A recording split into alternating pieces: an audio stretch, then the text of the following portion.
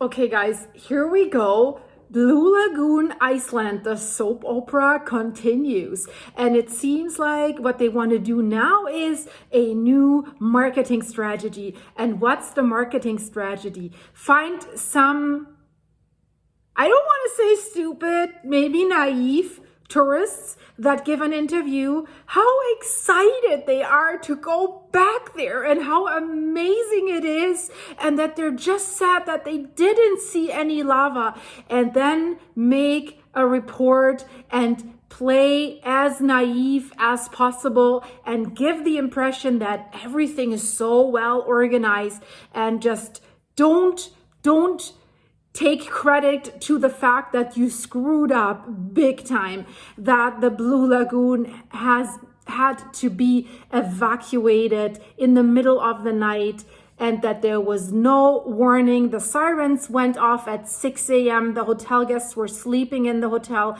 and they woke up to an eruption. And if you have seen my last videos, then the next day, the manager of the Blue Lagoon said, oh, everyone was evacuated before the eruption began.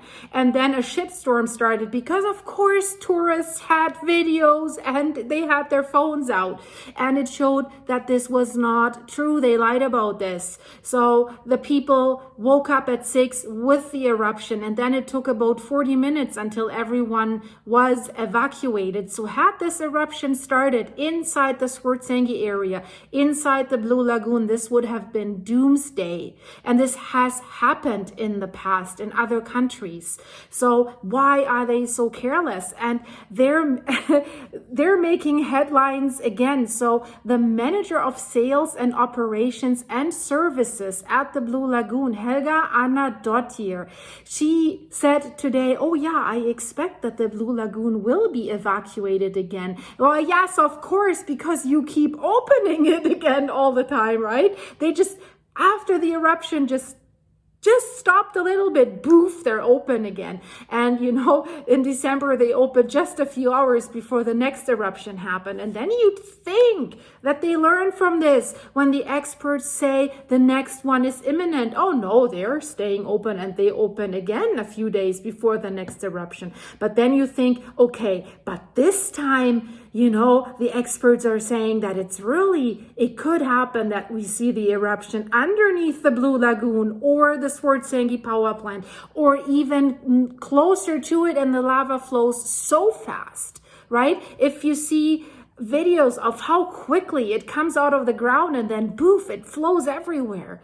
How do you evacuate? And now it's even more critical because the main evacuation road, Grindavik is blocked on two sides. From the last eruption, the lava has flown over the road, and from the eruption before, it has flown over the road at the south end in Grindavik. So no way to get out to the north or to the south. So now to get people in, they have to take a huge detour through smaller roads, which of course is more difficult to evacuate. And with the major evacuation route already destroyed, and this will be destroyed for quite a long time. And then you only have these roads out because there's lava rocks everywhere. You can't drive cross country and you can't run cross country. It's lava rock everywhere. So let's imagine there is an eruption somewhere else and lava flows so quickly over the last two ways out there, these smaller roads, then they're doomed. And if you've seen my video that I released earlier today, an expert says, if you make the lava flow models, they built the defense walls the wrong way because they built them in kind of a circle around the Swartsengi area and the power plant. And that way, if the lava comes flowing in fast and circles around it, there's no way out other than with a helicopter. And imagine there's 300 to 400 employees. And at the time of evacuation, there were about 150 people in the middle of night at the Blue Lagoon. But there could be 1,000 people if this happens during daylight. And then they're closed in. It's an absolute disaster. And I don't understand why they are so careless. But what they have said today it was another article of the Icelandic newspaper today. It explains it a little bit because Helga Anadottir, I mean, as I just said, she expects that it's going to be emptied again. And then she talks about the opening today. And of course, she says, oh, it went very well. And, you know, the goal is to be able to open the reservoir at the same speed as its evacuation happened. So evacuation was basically at the last, no, not at the last minute. It was past the last minute when they evacuated because the eruption was in full force. I just said that. And so if they're doing the opposite for reopening, it's like, yeah, reopen again. And so she says, oh no, she doesn't think that the visitors are scared. And she says around 300 to 500 visitors can be expected in the lagoon at any given time today at the opening day, and the situation looks good, but there are slightly fewer bookings than expected at this time, which is normally a certain peak season for winter. So it seems there were some people that care for their lives and maybe canceled their reservations because they thought, gosh, right? I don't want to cook when there's an eruption. I don't want to cook in that pool. But she says, we have been blessed. The people have been keeping their reservations, and we feel that our guests are excited that it has opened more times and it has opened again. Yeah, they feel so blessed. Honestly, guys, I don't want to bash this thing. I know this is financially important for Iceland, but what sits sour in my stomach is how careless they are with tourists. And all they care about is opening again, business, making money, but they don't care about the tourists. I am sorry. After the last evacuation, that was beyond the last minute. Too late. That they're still coming out and pretending this is so safe. It's just making me angry, and I think you can feel that. And she further says, of course, from the beginning, we have been fighting to secure our business, the Blue Lagoon, as much as possible. And yeah, you can say that, as much as possible, no matter the cost. And she says, because we plan to maintain an employment relationship with the 800 people who work for the company today. Of course, that is the most important thing. And here she says the truth. That's the most important thing, no matter what. And you know, other businesses in Grindavik are closed and have to deal with that fact and kept paying their employees, or the government was paying subsidies for these employees because it was not safe. So she says that the employees are on the same page with her. I mean, what choice do you have as an employee? Make money and go there and risk your life, or not make money, right? And she says, let's live with nature. This is a little more than nature. This is really dangerous. This is Mother Earth coming from down below. Then the article says again that about 150 people were in the buildings of the Blue Lagoon in Swartsengi when a volcanic eruption began in the area at the beginning of the month, and it took over 40 minutes to evacuate the building. So now they're getting it right because they had to correct their statement in the most ridiculous way, guys. I put that video in the end screen. It's just, you're like, really, do they think we're that dumb?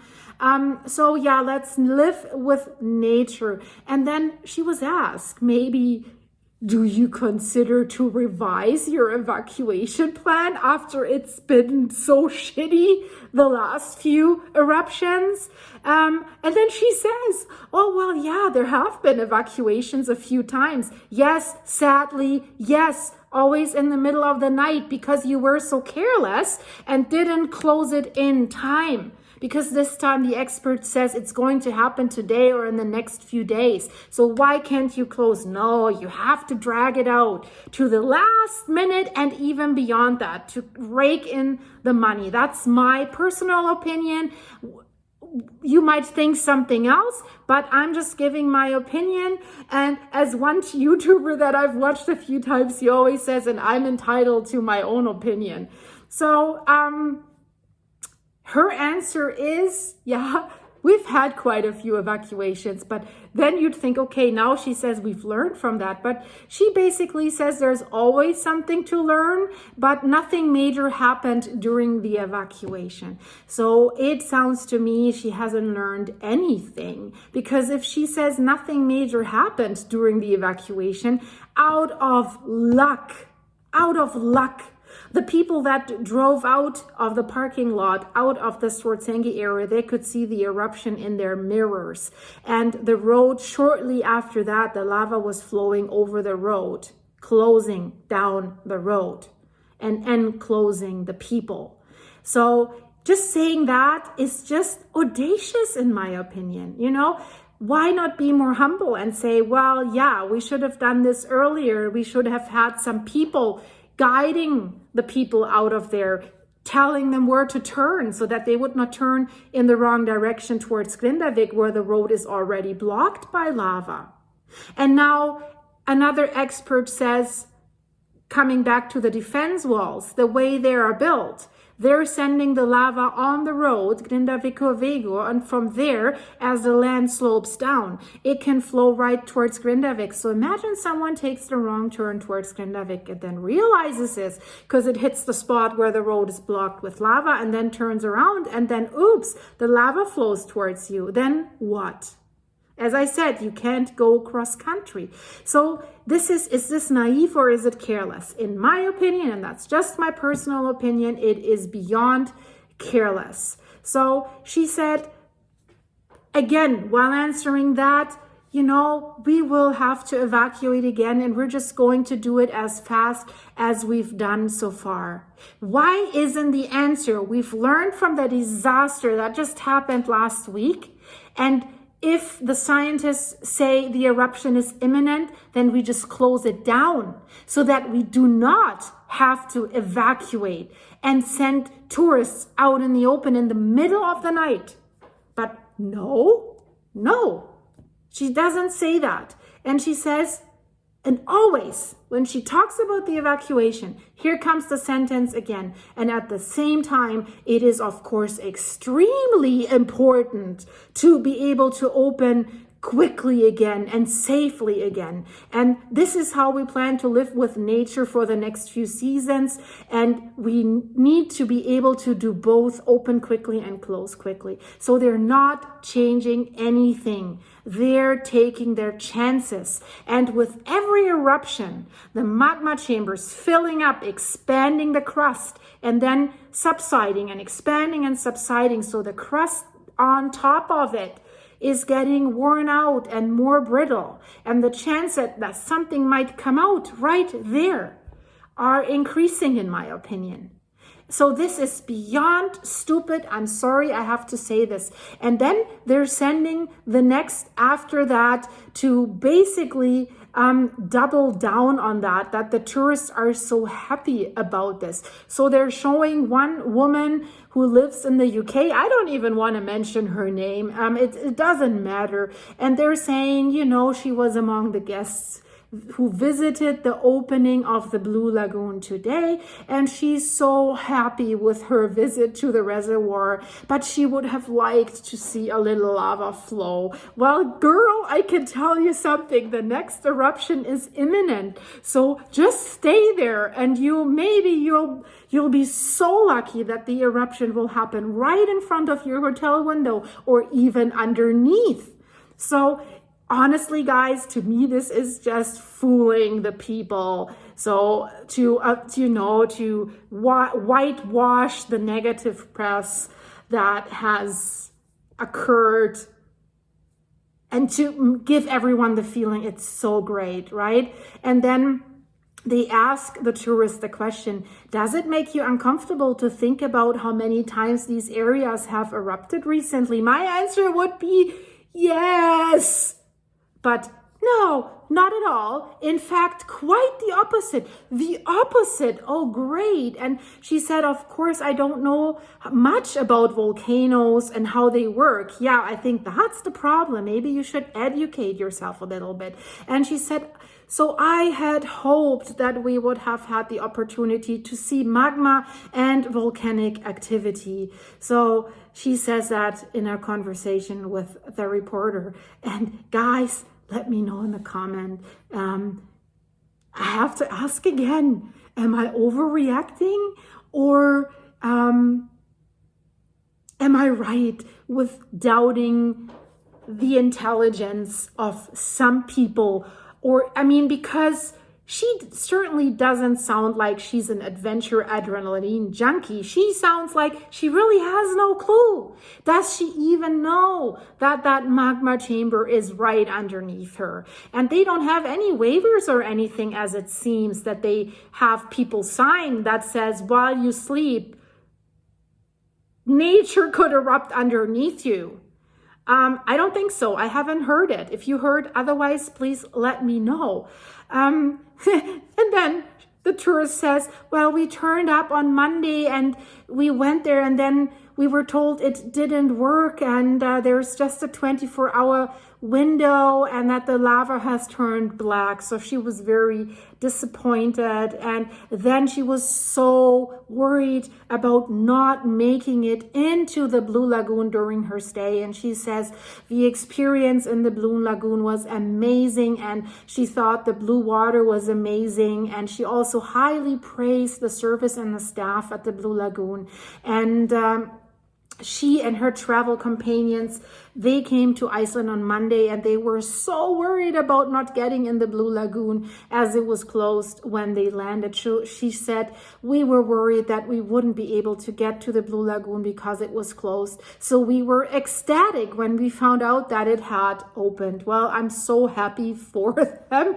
You know, guys, I have to ask you one thing. Iceland is so stunningly beautiful, with cliffs, waterfalls, color explosions, geysers, shorelines, volcanoes, mountains. I mean, everything.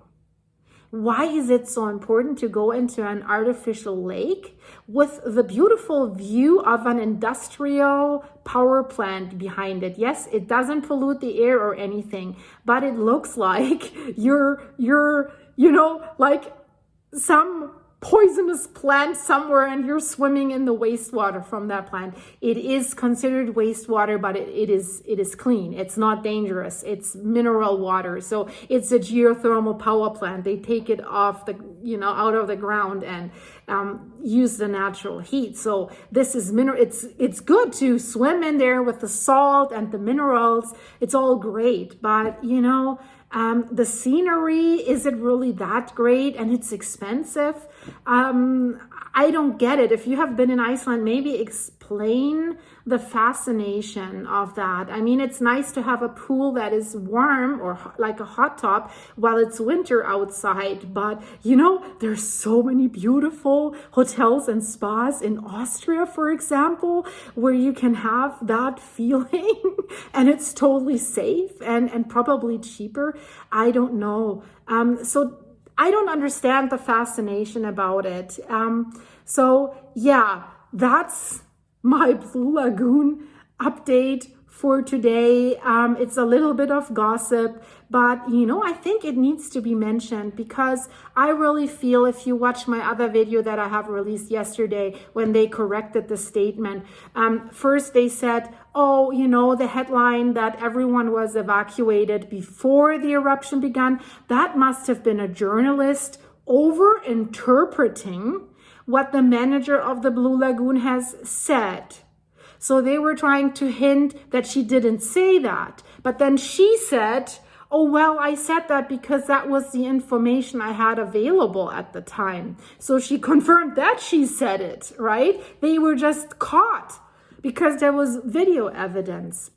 And I don't know if I was the only one or the first one who reported that this was not correct and it was a lie. So And then you also might think, if she's the manager of operations of everything and there is an evacuation in the middle of the night, she should be informed. She should be in the Blue Lagoon or at the phone and be like live. And she gave that interview long time, hours or even longer after the evacuation was already finished. So by then she should have had the accurate information, because everyone knew the eruption started at 6. So she should know when did they evacuate and how long did they evacuate. Because when she gave the interview, she was saying it took like 40 minutes to evacuate. So 40 minutes, let's say this thing erupts inside the Blue Lagoon, and the picture behind me is an AI creation, because I just want to outline what happens. So if the eruption happens right there and you need 40 minutes to evacuate, have you seen how quickly that lava was flowing? You're probably surrounded by the lava if you haven't cooked yet. So this is super scary. And you know, I've read in the comment, it's that something similar has happened with a volcanic eruption in New Zealand, which was a nightmare for the tourists, an absolute nightmare. So why can't you learn from these events and be more careful?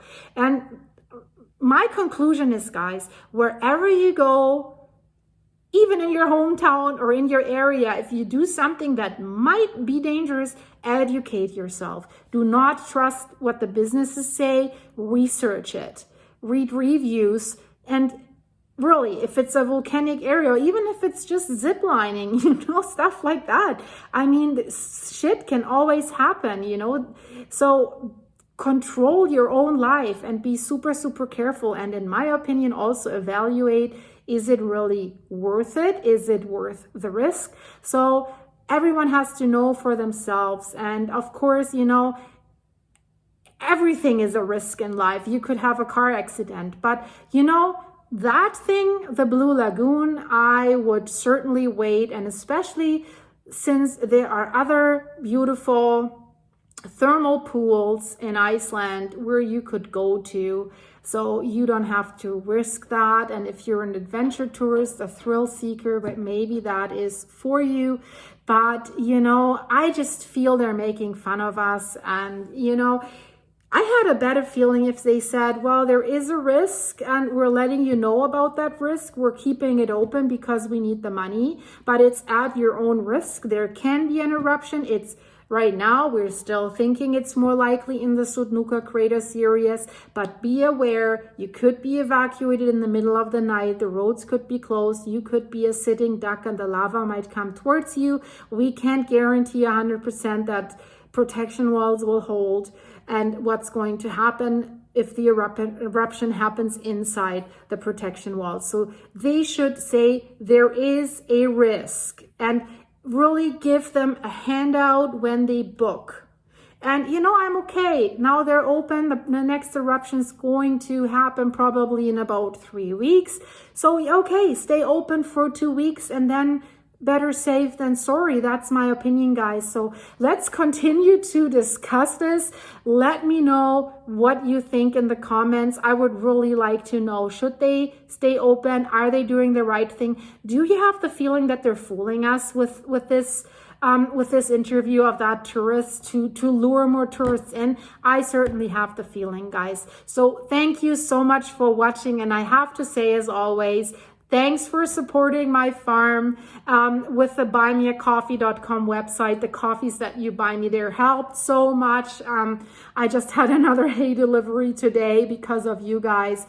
And of course, thank you so much for the supers that you keep sending me. You guys are absolutely awesome. And I hope you'll check out the videos in the end screen. And I hope I see you very, very soon. And whoever's having a coffee right now, guys, enjoy it. And then in the next video or in the next after that, I want to address a little 4-year-old girl. The mom has written a comment that since she's seen my horses, she would like to have a horse as well. So I'll add a little something about horses for her in the end of one of my next videos. So mom, if you see that, stay tuned, watch till the end, guys, and leave it a like. That would be awesome. Thank you so much, guys. Bye-bye.